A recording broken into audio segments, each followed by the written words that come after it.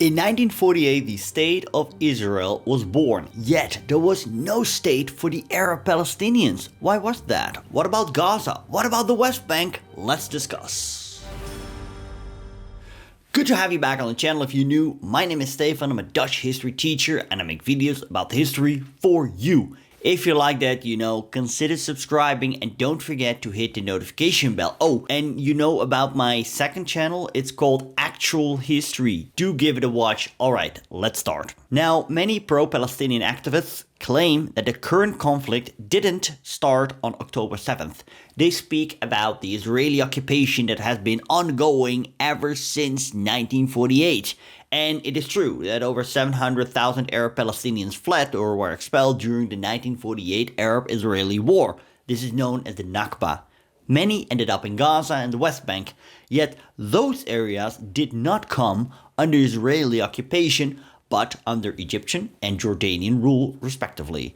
Why didn't these Arab states grant the Arab Palestinians their own state? So explaining the origins of this conflict I've done many times on this channel already. I will do it briefly, but be aware of generalizations. I've provided timestamps in case you want to skip to later chapters. What is today known as the State of Israel and the Palestinian territories was before World War I part of the Ottoman Empire. During World War I, the British took over the area and were keen on making this a homeland for the Jewish people. As Jewish immigration to Palestine increased during the 1920s and 30s, it caused more and more violence with the Arab communities. The British had their hands full at maintaining order, and violence spiraled out of control. By 1947, a civil war was going on in Mandatory Palestine between Arab and Jewish militants. At the end of April 1948, the British paid off their local staff and prepared to leave themselves. On the 14th of May, as promised, the British High Commissioner left Jerusalem by plane. The mandate had ended and the Jews proclaimed the State of Israel. Overnight, US President Truman recognized the State of Israel. On Allenby Bridge, Jordanian King Abdullah raised his revolver, fired and shouted, "Forward!" And on the 15th, the First Arab-Israeli War formally began. The 1948 Arab-Israeli War, also known as Israel's War of Independence, or the Nakba, catastrophe in Arabic, broke out when armies from Egypt, Jordan, Syria, Lebanon and Iraq invaded. Initially, the Arab forces made gains, but Israel quickly organized its new formed Israel Defense Forces, IDF, built from groups like the Haganah, the Irgun and Lehi. Through superior organization, international support and waves of Jewish immigration, Israel pushed back the Arab armies. By the war's end, in 1949, Israel controlled about 78% of former Mandatory Palestine. Around 700,000 Palestinians fled or were expelled, creating a massive refugee crisis. Many ended up in surrounding countries.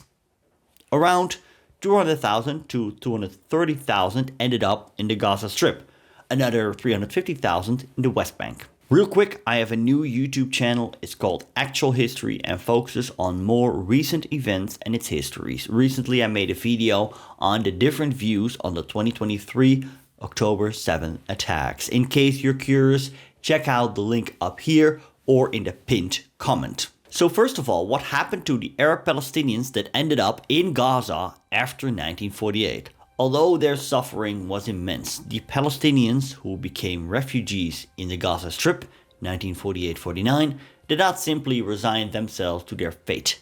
Women tried to bring some comfort and dignity to their makeshift homes, while children supported by help organizations quickly entered a rapid growing school system.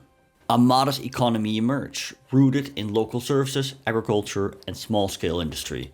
Yet above all, it was the dream of returning to their nearby homeland that sustained this resilient refugee community. Despite minefields and harsh crackdowns, many continued to cross back into Israel. The Arab League created Egypt's All-Palestine Protectorate during the 1948 Arab-Israeli War. When the fighting ended, the Gaza Strip remained the only part of the former British mandate that came under the authority of the All-Palestine government. Historians are divided as to whether the All-Palestine Protectorate represented a genuine attempt at an independent Palestinian state, or if it was simply a facade for Egyptian occupation. When Egypt and Syria formally merged in the United Arab Republic in 1958, Gaza was incorporated into this new Arab state, yet in reality it remained under Egyptian military control.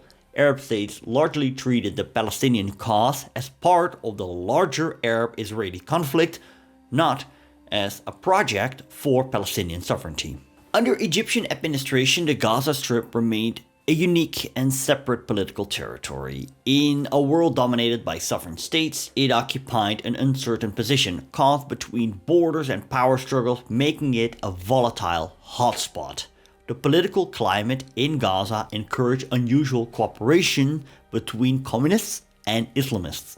The evolution of infiltrators into Fedayeen, Palestinian militants, happened in two stages. First came politicalization, as a radical minority broke away from the Muslim Brotherhood to embrace armed struggle, eventually giving rise to the future founders of Fatah. The second stage was professionalization, when Nasser's Egypt took charge of organizing and directing Palestinian raids as part of its conflict with Israel. It was in Gaza that the Fedayeen were forged, and Israel would soon exact a heavy price from Gaza for it. Israel occupied the Gaza Strip before 1967, and that was in 1956.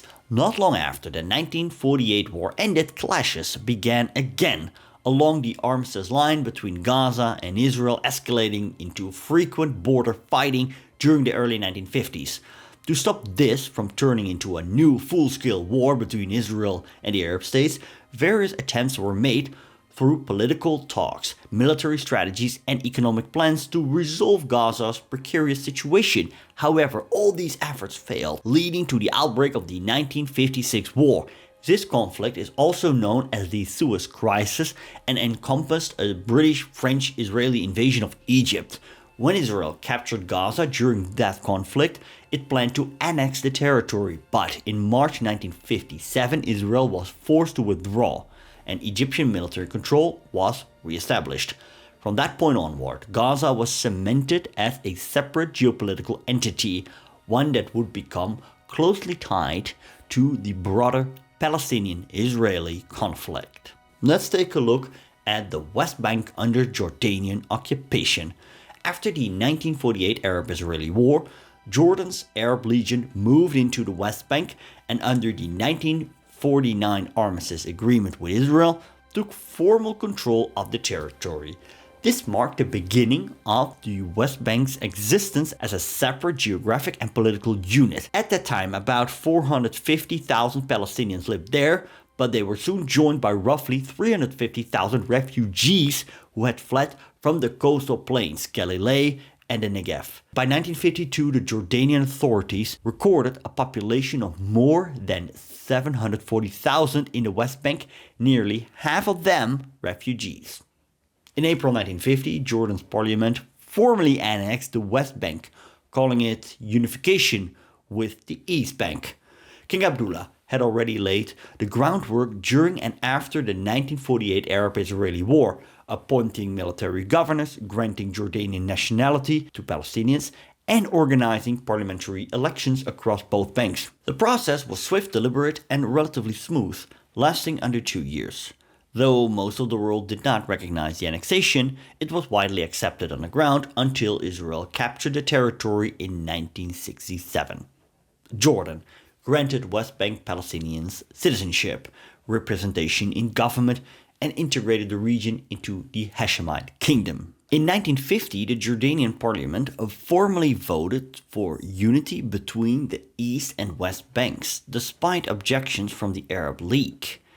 This decision transformed Transjordan into the Kingdom of Jordan, with Palestinians now forming a majority of its population. Yet tensions remained, as most West Bankers maintained a Palestinian identity, and many resented their economic and political dependence on Amman. The 1948 war and annexation disrupted long-standing social and economic networks. Before 1948, West Bank towns and villages had strong ties to Arab centers like Haifa, Jaffa, and coastal Palestine. With Israel now controlling these areas, trade routes and family connections were severed. Some villages were even split by the new armistice line, cutting farmers off from their fields. Local economies weakened, which lost much of their agricultural land. Refugees often squatted on village land or competed for scarce resources, creating friction with host communities. Meanwhile, frequent cross-border infiltrations by Palestinian refugees into Israel provoked Israeli reprisals, which devastated border villages and deepened discontent with Jordan's inability to provide security. Jordan sought to administer the West Bank as part of its state apparatus. Palestinians became citizens and could vote in elections, and many were appointed to government posts. But resentment grew, especially as Palestinian political life was overshadowed by events in the wider Arab world.